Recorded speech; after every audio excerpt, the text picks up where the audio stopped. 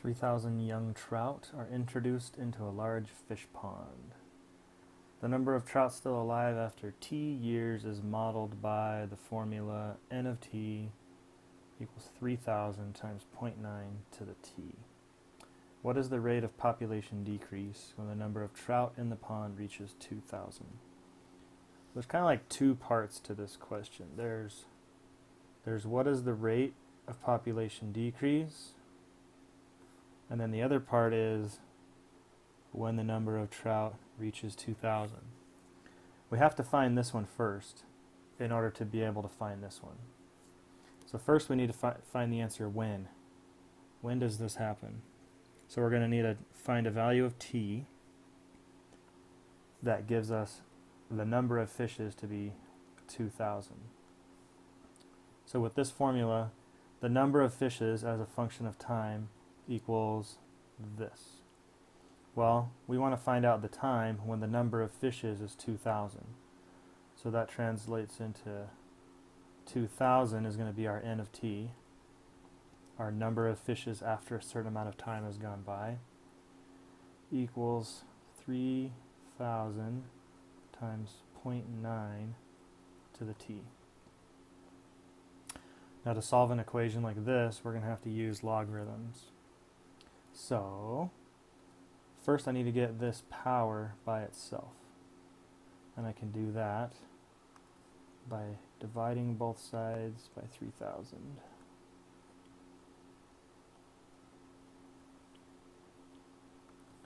And then I get 2/3 equals 0.9 to the T. And now I can take a log of both sides. And I'm going to take the natural log just because it's only 2 letters to write. That's my only reason for using that base. So, natural log of 2/3 equals t times the natural log of 0.9. So to get t by itself, I just need to divide both sides by the natural log of 0.9.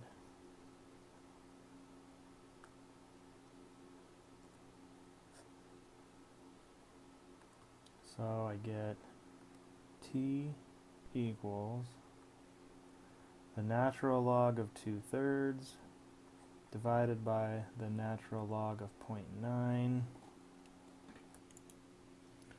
and the natural log of 2/3 divided by the natural log of 0.9 is approximately equal to 3.84. Oops. It's about 3.8484.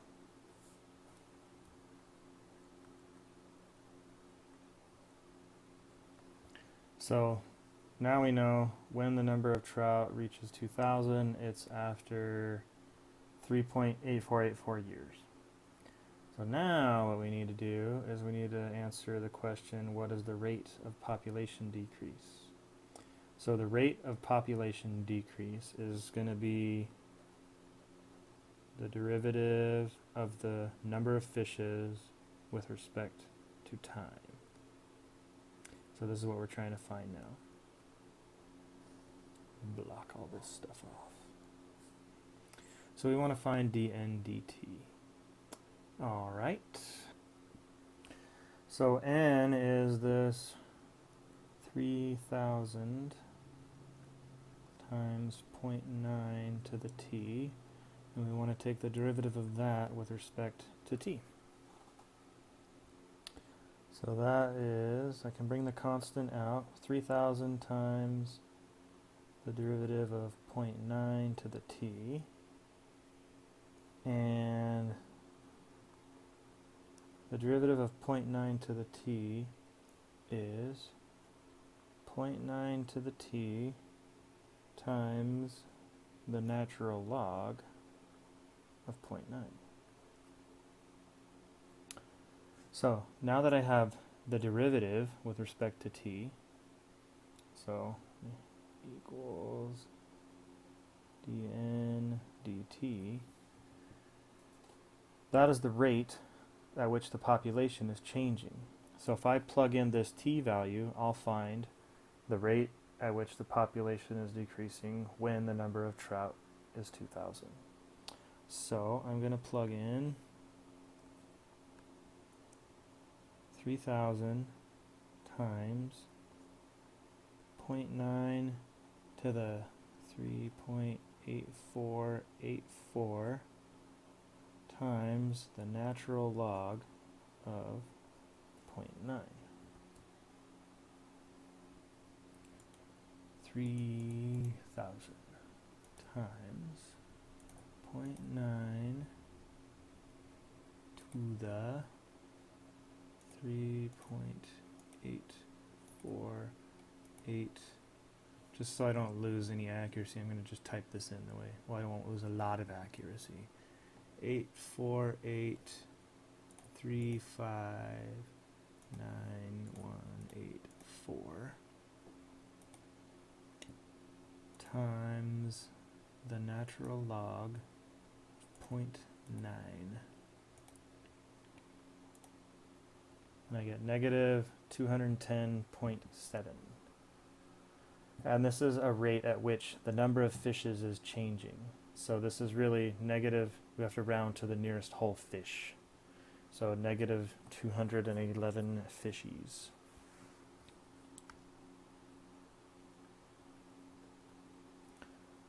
And let's see, this is per year, so negative 211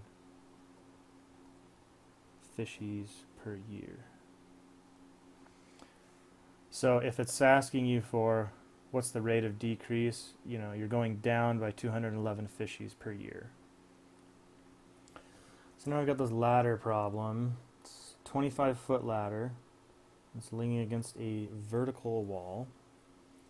At what rate, with respect to time, is the angle between the ground and the ladder changing? So a rate with respect to time of a change of an angle, that's going to be d theta dt. So that's what we're looking for. If the top of the ladder is sliding down the wall, so the top of the ladder here is sliding down the wall at a rate of r inches per second. R inches per second.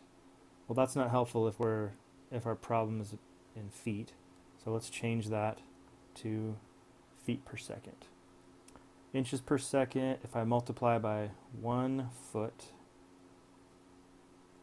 over 12 inches, the inches will cancel and I will get r times 1 over 12. So r over 12 feet per second.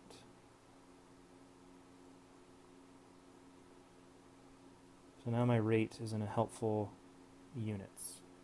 R over 12 feet per second. Okay.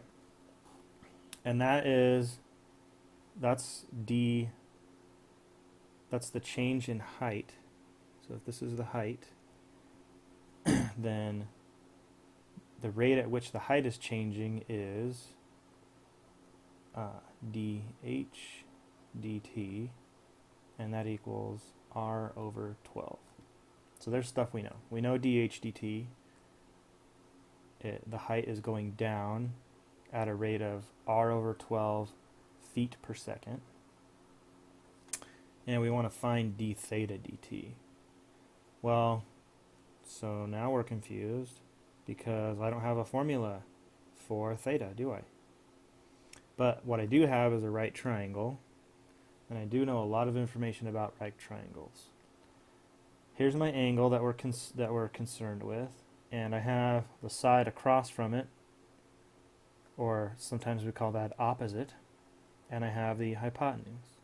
So opposite and hypotenuse are related by the sine function. Sine of theta is the opposite side over the hypotenuse. So